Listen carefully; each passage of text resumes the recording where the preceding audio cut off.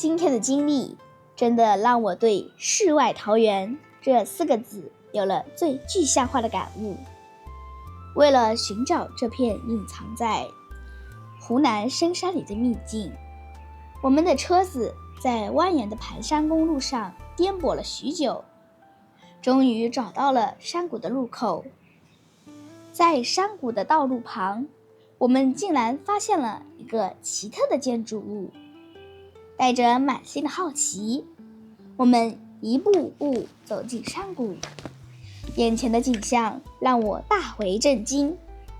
几栋泥土房错落有致地分布在田垄半坡，门前小桥流水，一片又一片的菜地绿意盎然，成群结队的土鸡、山羊、鹅在房前屋后自由觅食。伴随着鸡鸣狗吠，眼前的景象俨然一片生机勃勃的世外桃源。在我们即将离开的时候，幸运遇到了当地村民进来放羊，为我们解开了这里的疑惑。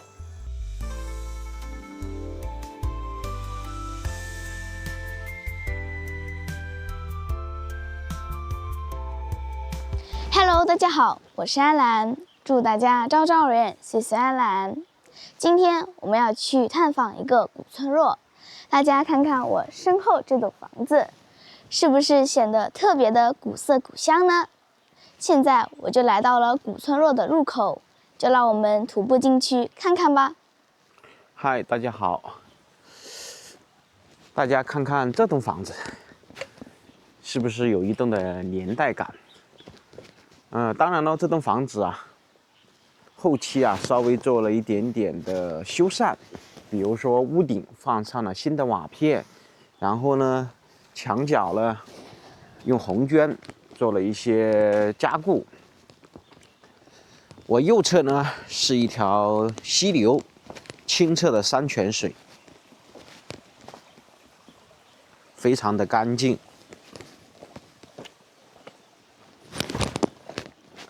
夏天到这个地方来溯溪啊，来这边玩水啊，还是挺不错的。我们现在所处的这个位置啊，是古村落的一个入口处。这栋泥板房啊，看起来最少都有个50-60年了。整个它的地基啊，包括它的用材啊、装饰，都是60-70年代的一个设计。然后呢，我们在这个墙上啊，看到了一个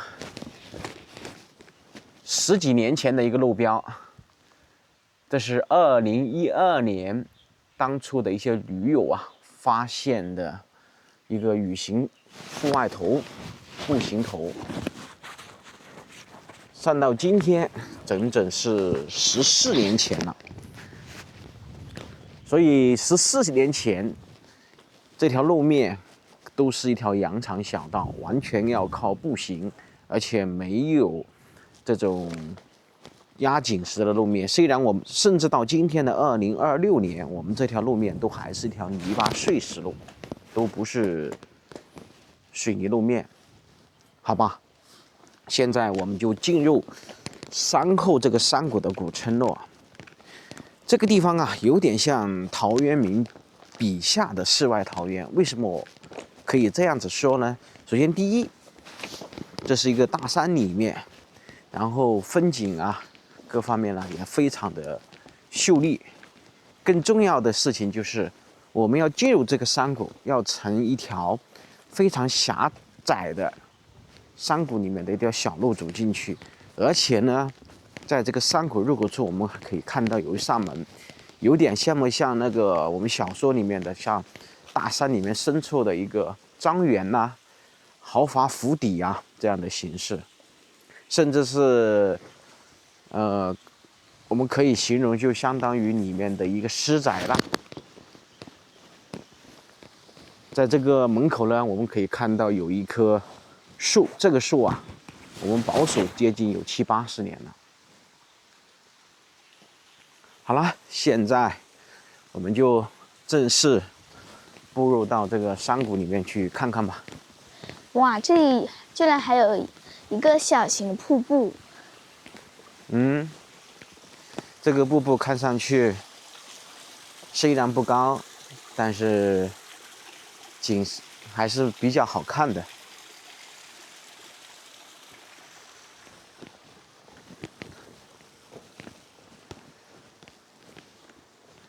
我们通过无人机看到这个山谷里面呢，错落有致的大概有那么7、8栋房子，有些房子呢做了翻修，有些房子呢还是以前的那种瓦片。我们看到对方这一侧，全部是人工把它堆积起来的，而且这个位置以前都是属于田地，但是现在啊，没有人打理，没人管了。哇！我们来站在这个位置，再来看看天空，是不是类似于这种山谷风景？今天天上啊，没有一丝白云。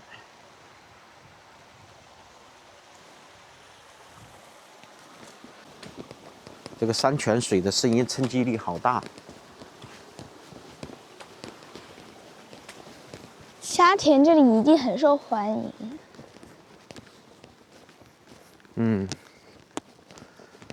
走在阳光下真的好暖和。找到阴凉的地方啊，有点点寒冷刺骨的感觉。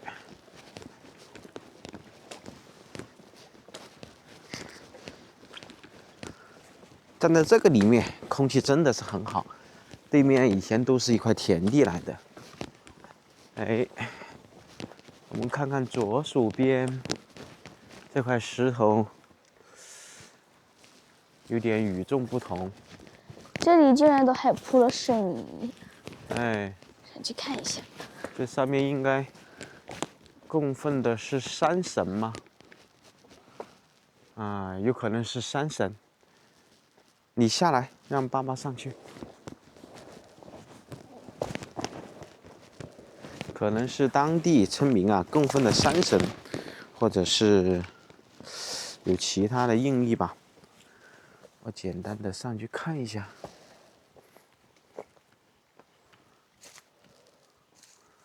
这上面应该有供奉的一些香炉。这上面雕刻的是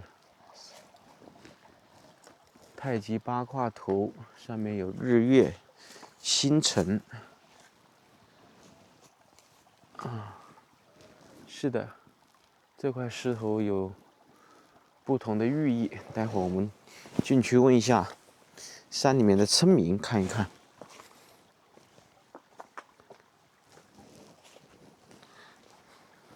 每个地方都有山神啊，守护一方，保一方平安。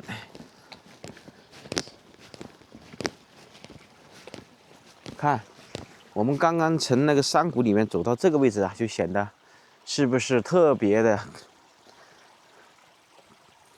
空旷？整个视线啊，阳光啊，就会特别的舒服。镜头的正前方，我们就可以看到了一栋2层楼房的泥巴房。哇，还有狗在里面。汪汪队小狗狗。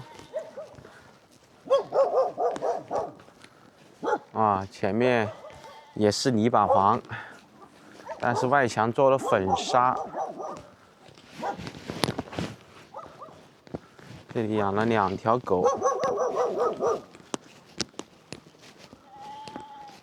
还有羊，还有山羊在这里叫，在孵放同伴。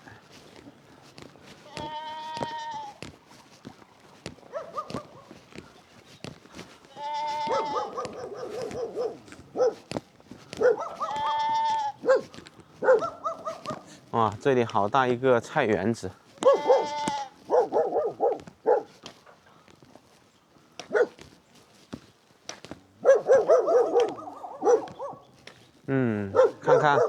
这个草看到了吗？以前我们上次去，江叔叔告诉我们的，这是专门养山羊、养牛的。是的。绿油油的。这个青菜真的很好。啊，这样看来这里没有住人呢。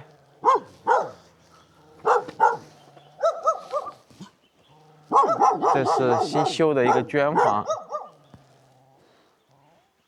好吧，我们往前面走吧。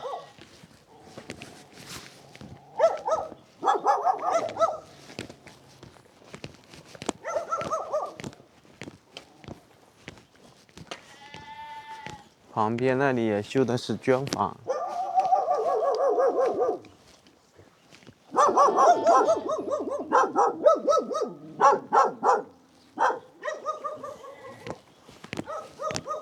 应该是老人家住这里面。这是一吨泥巴房，已经废弃了，上面都还有玻璃。对面也是泥巴房。这样看起来，狗这么狂，却都没有主人在家，应该是出去做事情去了。因为这里养了2条狗，我带着安南就不方便进去了。要是主人在家呢，我们还可以去里面拜访一下。好吧，我们往里面走走看。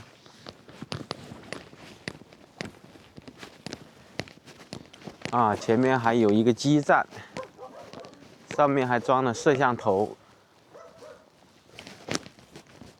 哦，这里还有石板桥。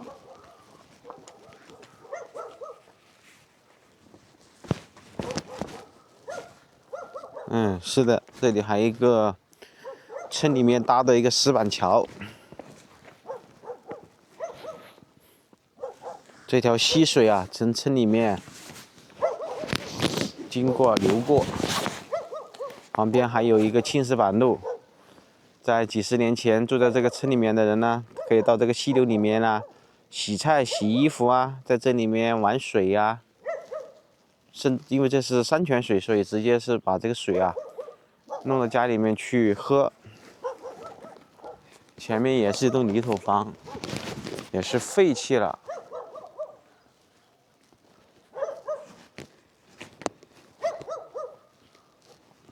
看这里呢，也是一个菜园子。看来他们养的牛和羊都不少。对了，这些树木不知道是什么品种的。好像是桃树吧？这不是桃树。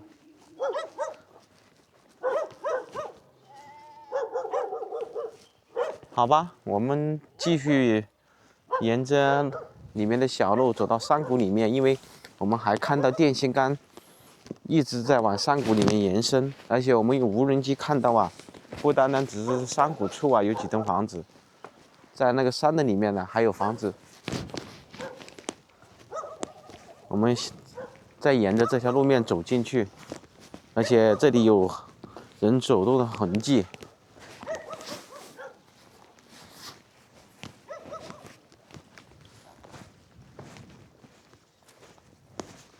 我的天，全是稀巴，这都出了这里全部是稀泥巴。这都出了几天的太阳了，还没干。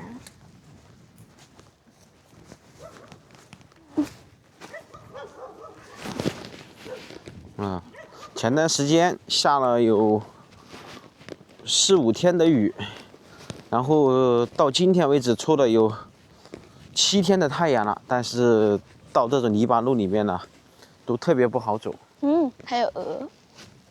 这里还养了2只鹅，所以在这个山野里面呢，做养殖业还是挺不错的，空气又好，水草啊、草啊这些啊都特别的丰富。一方山水养一方人。这里好像还挖了个池塘，好清楚。这里还有一口池塘，有小鱼苗啊，这里很多这种小鱼仔在里面，所以在这里面呢，养鱼、养鸡、养鸭、养鹅什么的，都是非常不错的一个理想场所。关键是在这个里面呢，视野还比较开阔，而且呢，整个周围遮挡不是很多，所以阳光啊特别充沛，一年四季啊都会有阳光照射进来，一个绝佳的居住之地。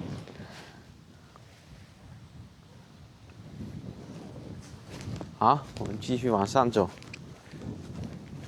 那个上面呢，我们看到了有2栋泥土房，待会儿我们走进去看一下。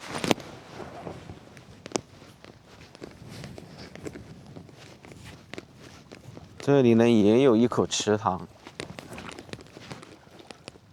但是这个池塘都不是很深，主要是养殖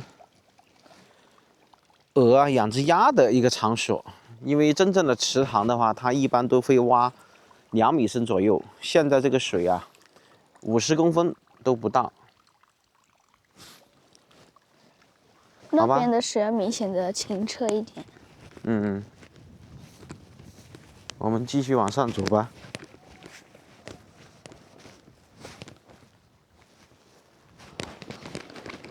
这里也是一条路，可以走到那个山谷里面去。待会儿我们用无人机飞一下，看看这个山谷里面有没有人家。正常啊，这里还有10块做的地基，这2边应该是有房子的，或者是这农田田地。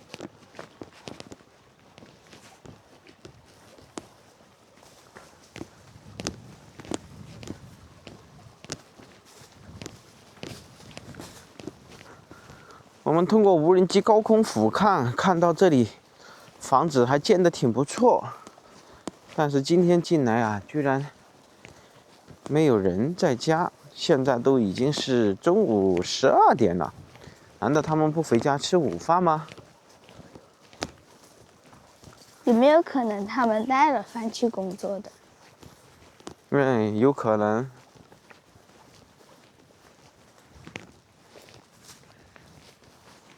像这些杂草丛生这么高的地方，这一片以前都是农田来的，所以这可能是种玉米的地方吧。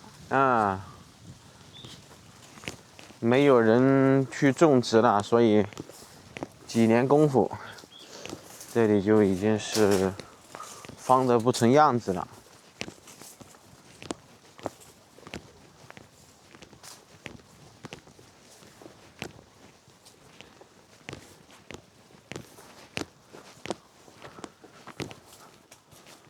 我们先沿着这条路面一直走进去，看看里面还有没有人家。先跟着电线杆往前面走吧。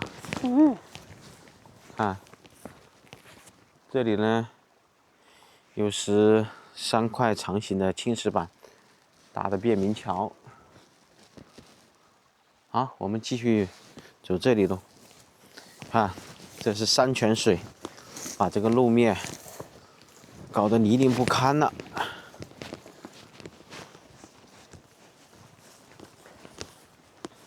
电线杆看上去都拉了不超过10年，也是非常奇怪，难道里面都还有人住在这里面吗？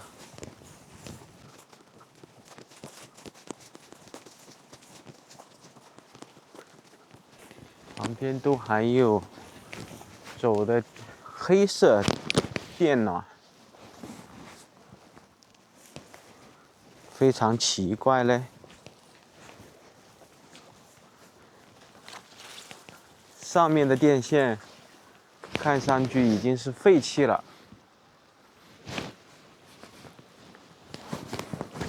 好吧，我们再往这里面走一下看看。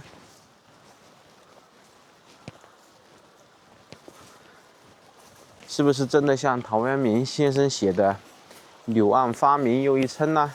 是的。我们走到这个小山坡，再看看我对方这个山谷里面以前都住的有人家，但是电线杆已经废弃了，这里面就没有人住了。但是从这个上面看起来，像都还有人住，因为走的是电暖的形式。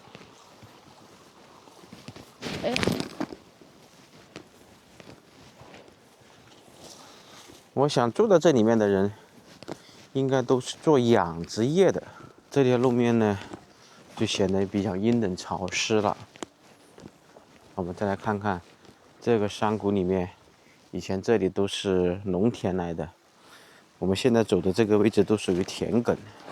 看看在这个山谷里面，因为阳光照射啊不是特别的充沛，所以这条小路上啊，非常的湿滑。这里都生长着可以包粽子的叶子，上面全都是小露珠。对的，因为山谷里面温差比较大呀。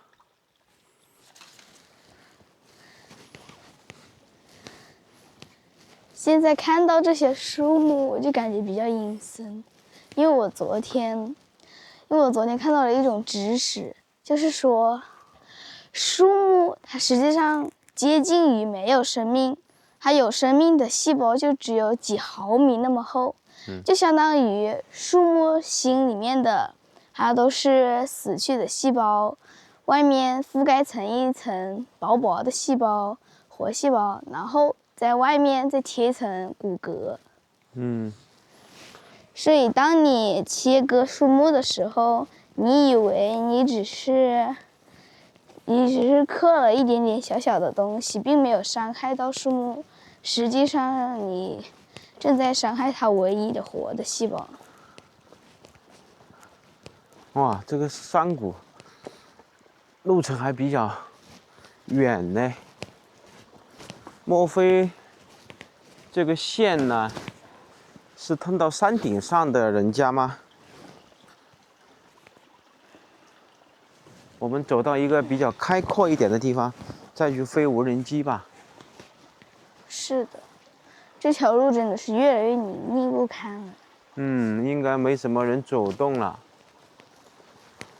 估计就只有羊会走在这边了，因为地上有很多羊粪。好，你站在这个地方，让爸爸往前走一点点，好不好？你先不过来啊。好。我先走进去稍微看一下。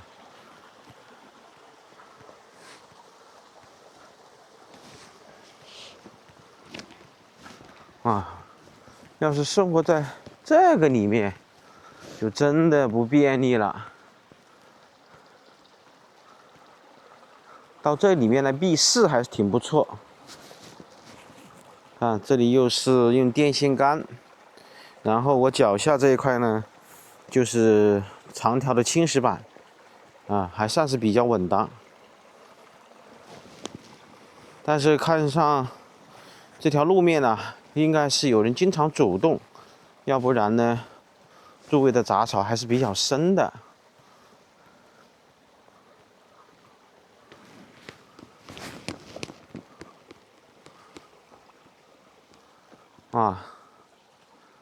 以前这里就属于一个山谷的民间小道了。我们又变成到山谷里面来探险了。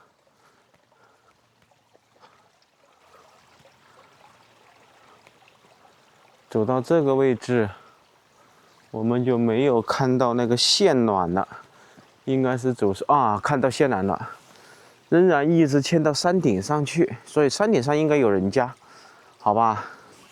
我就站在这个位置，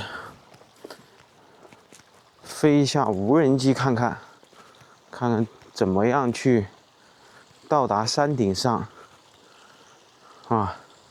这里是山泉水的发源地了吗？我走进去看一下。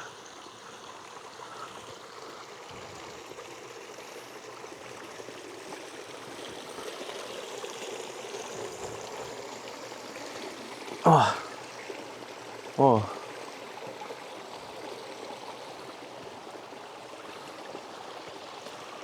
山泉水在沿着山顶上、山谷上游下来的。哇，上面石头太多青苔了，还差一丁点摔一跤。啊，这个电线一直牵到山谷顶上，所以呀，这个山顶上应该住的还有人家。就像前段时间我们去的那个山顶走的一条碎石路，一模一样。但是我们要去到这个山顶上，目前看来应该是没有路，可以沿着这个水路走上去。放得不成样子了。以前这上面应该是有一条路可以走上去的，但是都是一条古道，整个村都没什么人了，都荒掉了，所以就没什么人走动了。好吧，我先往回走。好了，刚刚我在这个位置啊，用无人机往山谷里面看了一下，在山顶上啊有4栋平房。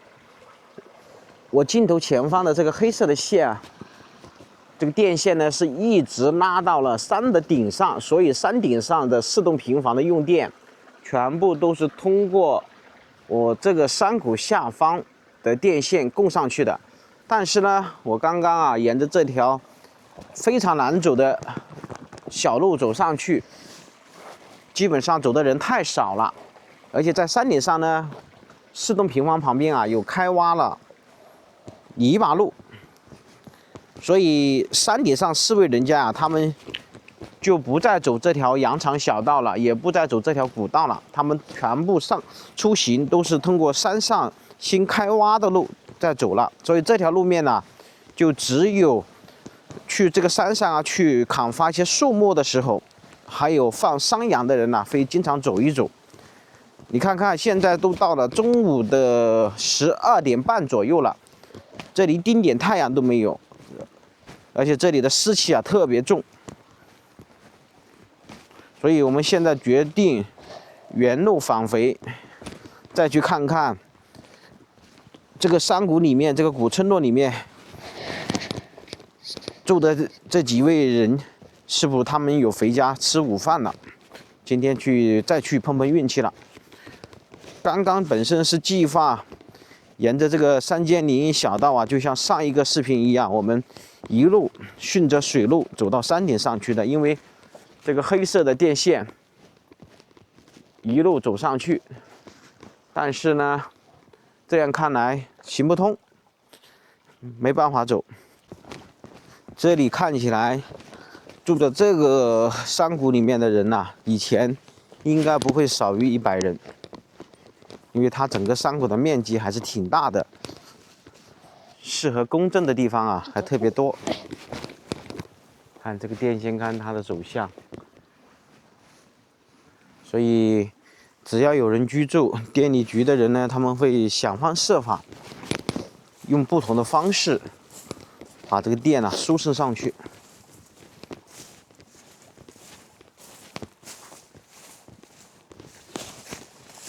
我们先去对面这3栋房子去看一下，也是泥土房，只不过呢，外墙啊，他们做了一个粉刷装饰，就显得比较新。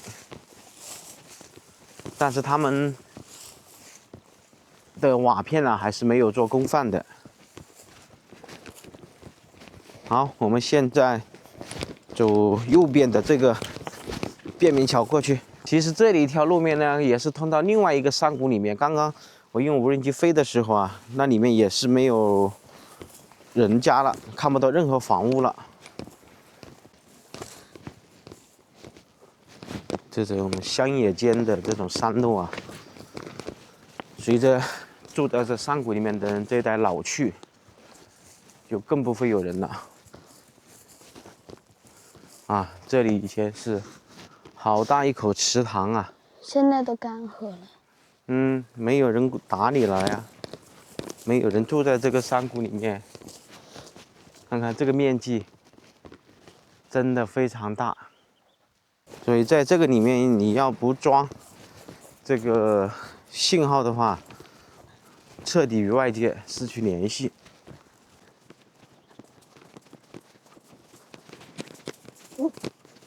这里都有废弃的瓦，还有木条。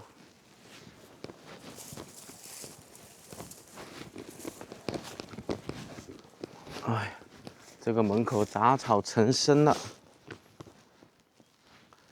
哇，这上面都是做这种吊脚楼的形式。而且以前这个房屋住的人还挺多的。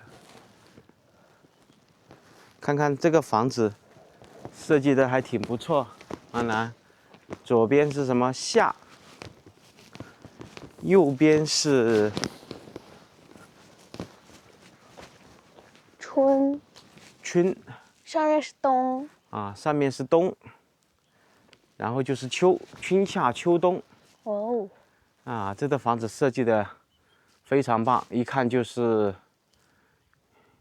有情调的人住在上这里。面还写了一个楼台。2楼台。然后门口呢，一副对联：苍山如画，翠竹更丝，非常的有意境。上面的电表都还是旧的，所以啊，这户人家呀，保守有20年没有人居住了。但是它这个外墙啊，也是做了粉刷。我们走进去看一下。哦，这里面是养羊的啊，这里还有一幅素材。门口呢，这里都设计的是八卦头吗？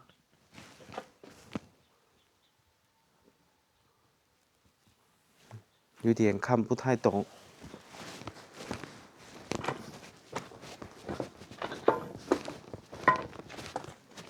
整个房子都是做的阁楼的设计。啊，这个是春，所以它整个这个房子设计的还挺不错。以前住在这个山谷里呀，修身养性，然后过上隐居，真的是一个非常好的场所。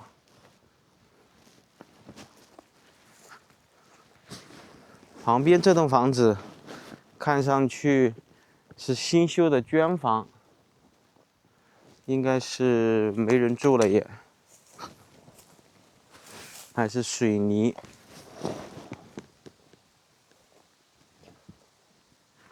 完全没有人住了。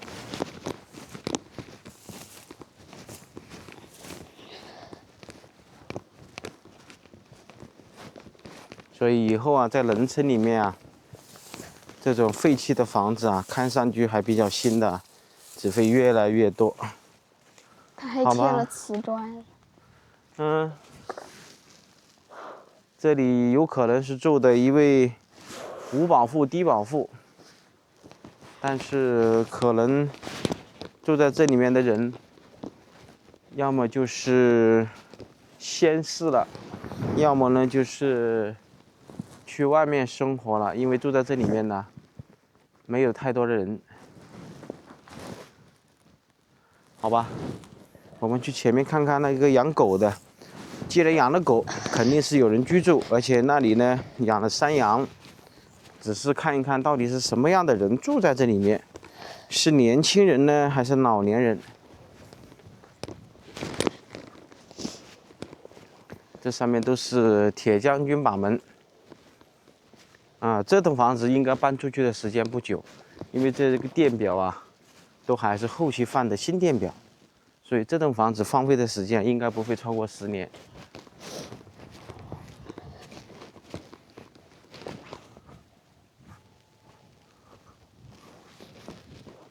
我们到这一侧就可以看得到，显露了整个房子的中式用料了，泥头。这边就是呈现装饰了，上面的瓦片全部放过了。好吧，现在我们走到村口去吧。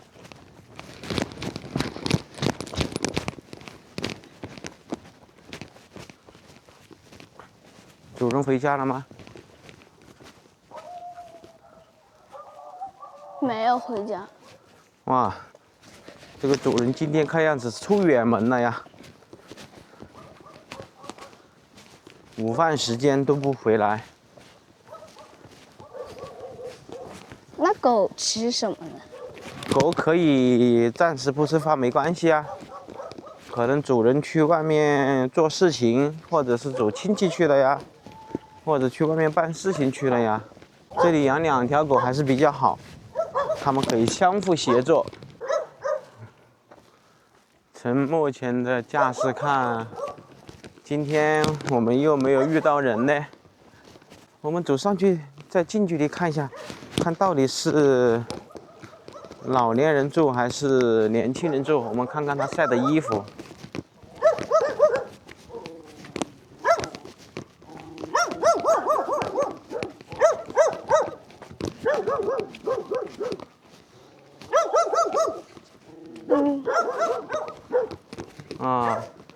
看上衣服，应该是老年人住在这里。可能老年人出去遛弯去了，去外面，去街上啊。因为住在这里面呢，应该都会骑的有3轮车、摩托车，因为这条路面还是比较宽敞的。他们今天应该是去赶集了吧？有可能。好吧，我们就只能回去了。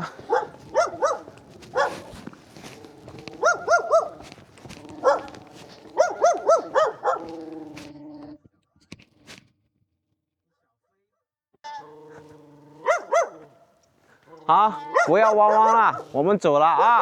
守好家园。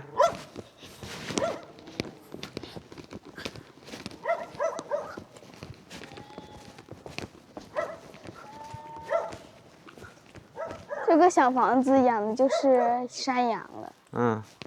再好的风景，再好的山水，随着年轻一代啊离开这个古村落啊，只有几位老人留守的古村落啊，基本上就显得静寂无声了。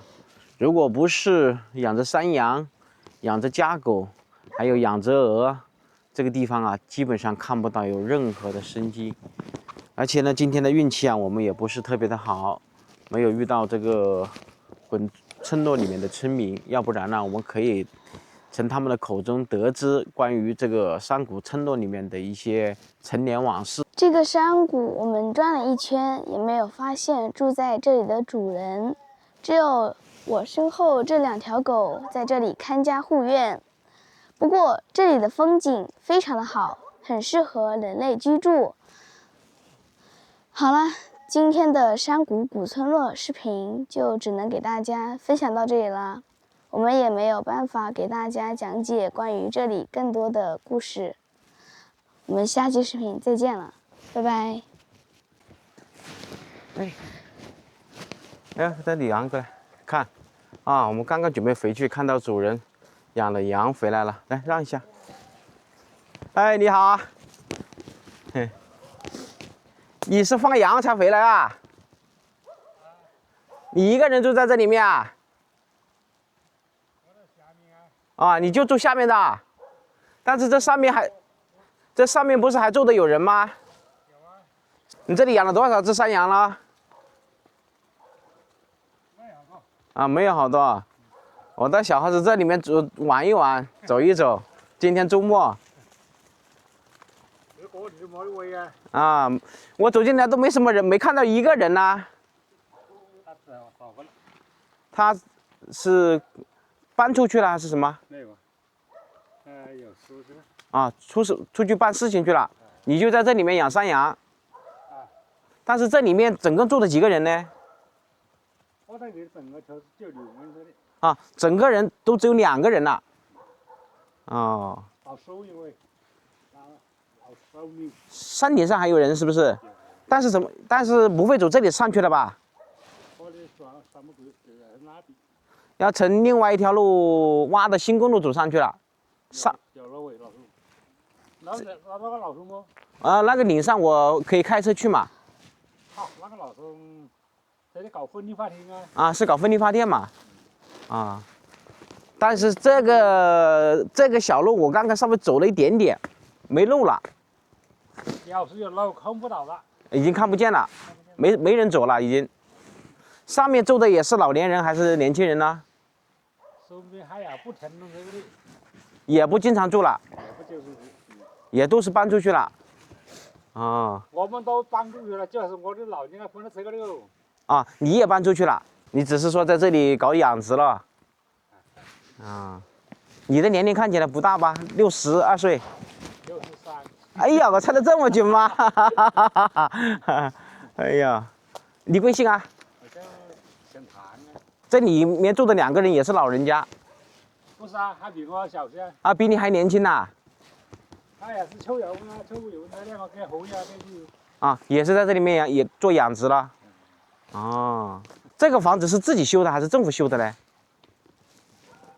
我看到有些房子还是新的，有些房子是泥头房。我觉得政府修的，那边就是私人修的。啊，有些是政府修，有些是自己私人修。以前这里住的人多不呢？我看到这里面。我的时候就几十户人啊。有几十户人家呀，那差不多那有100-200人喽。差不多。啊，我刚刚走进去，这里面其实风景还不错，种植东西也还可以了。这里不像有些山谷啊，它没有阳光，你这个地方阳光还比较充沛的，是吧？基本上从早上到晚上的话，一直都有太阳晒着了。你这里估计一天差不多有8到9个小时太阳应该有。是的呢，我因为刚刚稍微走了一下。啊，这里面出了什么人物没有？大人物有没有？啊，还是出了一些当官的。啊，那还可以嘛。退休了，跟我年纪差不多。退休了没关系啊，但是毕竟这里出了人才嘛，还是出了人才嘛。这里这个村落有150年有吗？行啊。啊。150年啊。啊，这个村落有150年的历史吗？甚至都还不止了。还不止不。因为我刚刚看到有些房子搞得还是古色古香的了，还是很有文化的。我刚刚看到另外一个房子上面，写的春夏秋冬啊，还有一些对联啊，弄得挺好啊。都去到广西那边去了。都住到外省还是什么？没有啊，该里的不远了。啊，也就是周边了。啊，你这里还不错，还专门给你们修了一个信号塔，要不然这里面就是失联了，一点信号都没有。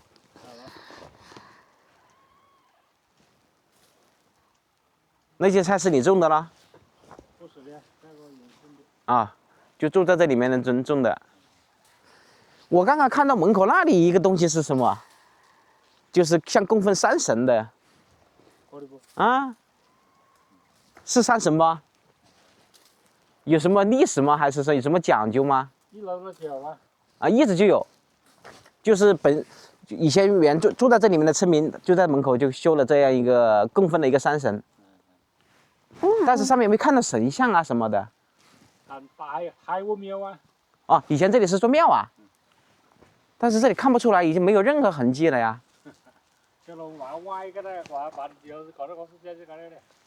啊，以前这里不是路啊。啊，以前就是只能走人，然后呢，这里修完路以后就把这里座庙给拆了。哦，难怪。那也就是这里属于一个庙的遗址了。所以我刚刚走进来，我觉得。这个石头与众不同啊！我说怎么是有个什么讲究嘛？我还以为是口井蓄水。啊，这些树都枯死了吧？没有啊。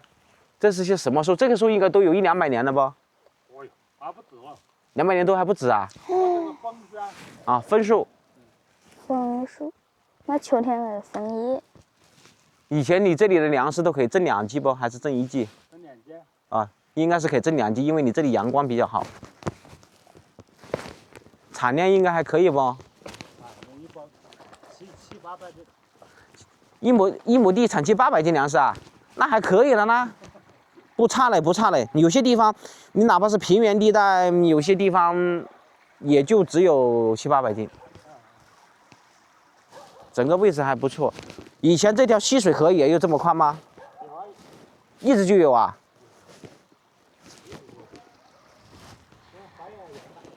嗯。你以前是住在这里面还是住外面呢？你以前住这里面还是住外面呢？啊？啊，但是你以前不住这里面。啊，你一直就是住外面的。哦。我以为你是以前住在这个村里面，住在这个谷里面、山谷里面，然后搬到外面去的。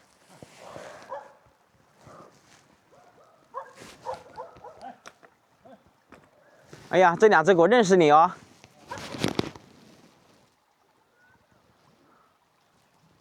好，谢谢谭叔叔，谢谢你。